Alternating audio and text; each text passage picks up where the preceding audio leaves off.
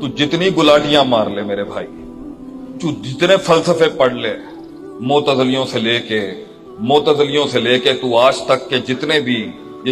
بھی تو Robert Clarke, تو یہ کراس کو لے لے، تو رچرڈ ڈاکنز کو لے لے، تو جتنے بڑے فلسفی آج کے لے لے، تو جتنے صوفی اٹھا لے ماضی کے، اور تو آج کے جتنے پیر اٹھا لے، یہ ہواؤں میں اور زمین، یہ ہواؤں میں بات گمانے والوں کے پاس جتنی چلا جا،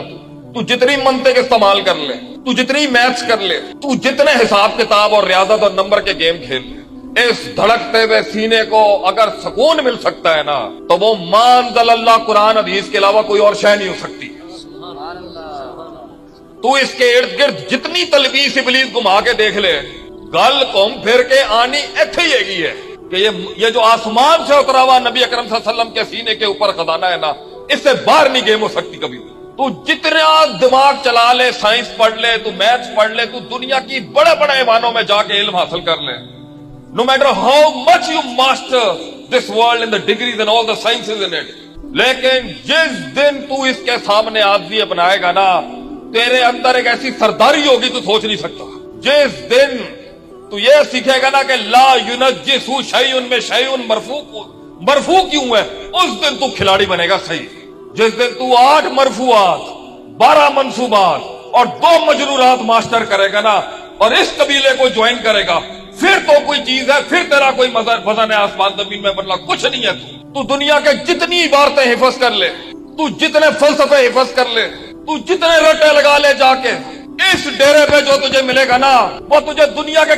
تو صدر بھی بن جا پاکستان کا، تجھے وہ چیز نہیں مل سکتی جو اس ڈیرے میں ملتی۔ اور یہ میں بڑے رسوخ سے کہتا ہوں، ہماری دوسری کلاس کے بچے کے ساتھ بھی، ہمارے مدرسے کے دوسری کلاس کے بچے کے ساتھ بھی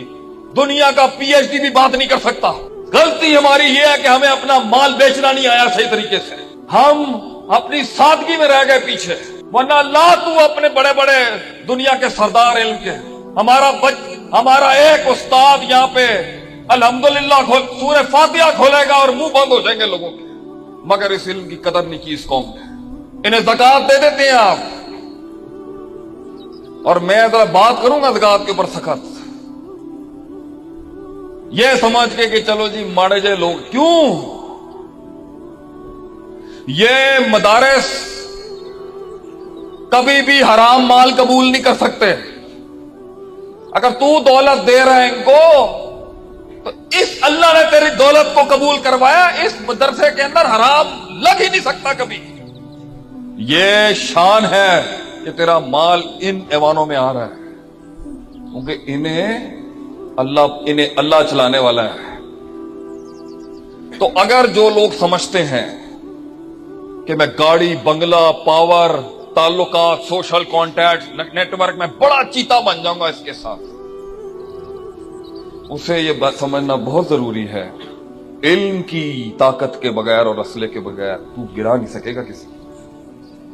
اگلے کے ٹیبل کے اوپر بیٹھ کے تو سلطان نہیں بنوا سکتا اگر علم نہیں ہے۔ اللہ نے زندہ ہی نہیں مانا اس انسان کو جو عالم نہیں ہے۔ دلیل سنا، بات سچت ہے کہ بات کرنے والی اوامن کان میتن، اللہ کہتا ہے پس وہ جو مردہ ہے، میرے الفاظ نہیں ہے، جو علم والا نہیں ہے اللہ اسے زندہ نہیں مانتا۔ فَأَحْيَيْنَاهُ، وہ ضمیر کا مرجع قرآن کی طرف ہے، میں اس قرآن سے زندہ کرتا ہوں اس کو، جو اس علم کا عبور نہیں رکھتا اللہ اسے زندہ نہیں مانتا۔ وَجَعَلْنَا لَهُ نُورًا، اور ہم اسی قرآن سے اس کو حیات بھی دیتے ہیں اور روشنی بھی دیتے ہیں۔